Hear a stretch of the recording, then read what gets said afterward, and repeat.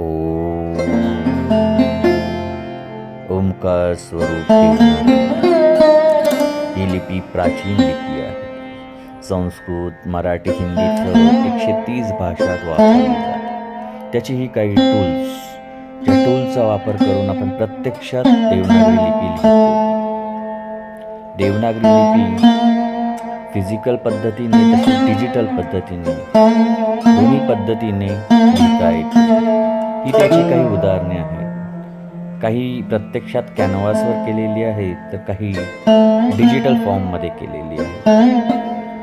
देवनागरी लिपीचा वापर करून तुम्ही कविता, सुविचार किंवा अनेक गोष्टी, तुमच्या भावना व्यक्त करू शकता.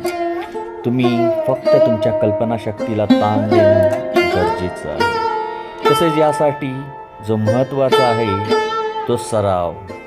खूप सराव केल्याने हे सर्व तुम्हाला सहज जमू शकते.